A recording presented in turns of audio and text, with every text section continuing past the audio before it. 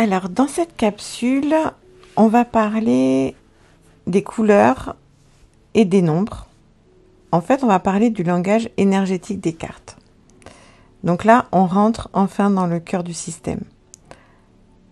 Dans la vibration des cartes et dans leur code énergétique. Parce que oui, les cartes parlent un langage et ce langage, c'est celui des couleurs et des nombres.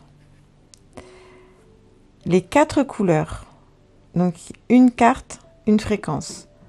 Dans le système des cartes de la destinée, on trouve les 4 couleurs classiques du jeu des 52 cartes.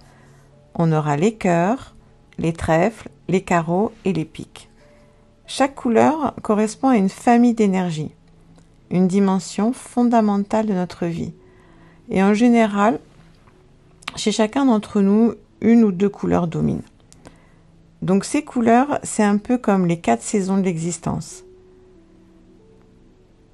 Et elles se trouvent aussi dans nos relations, nos réactions, notre rapport au monde.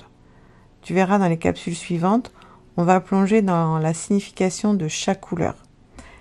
Mais déjà retiens ceci, chaque carte que tu portes émet une fréquence unique. Cette fréquence, c'est ton signal énergétique. En fait, tu es comme une station de radio vivante. D'accord ? Tu es une antenne.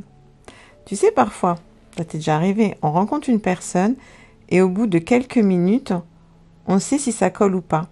C'est pas une question de logique, c'est une question énergétique. Comme si on captait ou non la même station. Et même ton inconscient te le dit. Parce que tu dis, souvent on dit, ah, on est sur la même longueur d'onde. À ton avis, ça vient d'où cette expression ? Donc tu vois, ton inconscient, il sait.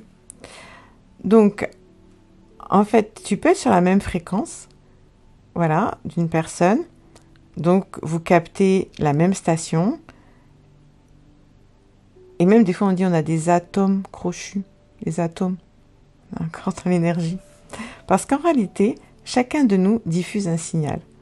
C'est un mélange subtil entre nos cartes, nos expériences, nos blessures et nos élans profonds.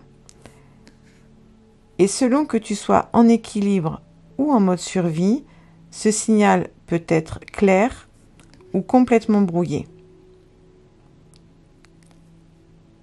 Donc, quand tu es en état d'équilibre, le signal, on peut dire, il est stable.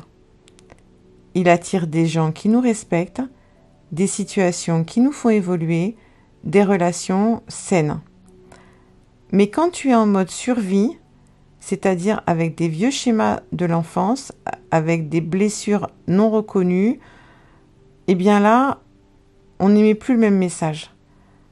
On attire des gens qui profitent de nous ou des situations qui réactivent nos blessures. On attire des gens toxiques. Ce n'est pas une punition, c'est juste une fréquence inconsciente. Je vais te donner l'exemple que Marie Miller nous a donné en parlant d'elle. Donc Marie Miller, c'est une femme qui a énormément contribué.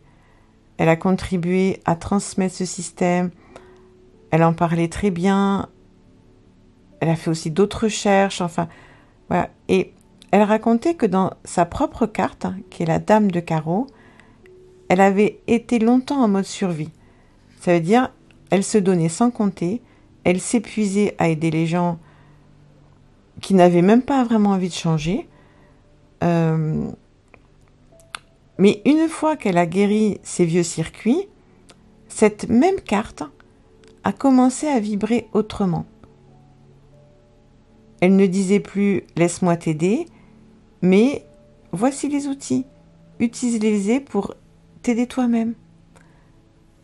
Et cette simple différence a tout changé dans ce qu'elle a attiré. Mais toi, c'est pareil. Enfin, nous tous, c'est pareil. C'est le même fonctionnement. Et en ce qui concerne les nombres maintenant, en plus des couleurs, tu verras que chaque carte porte un nombre. En fait, tu n'as qu'à prendre un jeu de cartes classique chez toi, comme le jeu de la bataille, c'est exactement de celui-là que je parle. Tu as 52 cartes, tu as les 4 couleurs et tu as les nombres. Alors ce nombre, c'est le niveau de maturité de l'énergie. Un as, c'est le début, une graine, un désir. Un 2, c'est le partenariat. Un 5, c'est le changement. Un 8, c'est le pouvoir. Un roi, c'est la maîtrise. Mais tout ça, on l'explorera plus tard en détail. Alors, retiens bien que la combinaison entre la couleur et le nombre, c'est ce qui fait l'identité vibratoire de la carte. Quand tu découvres ta carte de naissance ou ta carte de personnalité, je t'invite après à te poser cette question simple.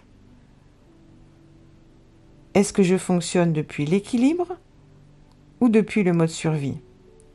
Et demande-toi aussi, qu'est-ce que j'attire dans ma vie aujourd'hui? Qu'est-ce que ça reflète sur l'état de mon signal intérieur?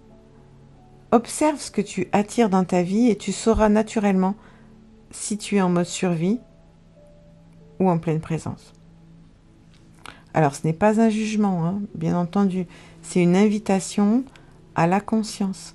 Comme je disais aujourd'hui, on sème un chemin pour vivre en pleine conscience, en pleine présence. Parce qu'en fait, cette invitation à la conscience va te permettre de réajuster ton signal et donc de réajuster ta vie. Voilà pourquoi ce système est si précieux. Parce qu'en fait, il ne t'enferme pas, il t'éclaire. Il te donne des repères énergétiques pour mieux te connaître, mieux te réguler et attirer les expériences à la hauteur de ce que tu es vraiment.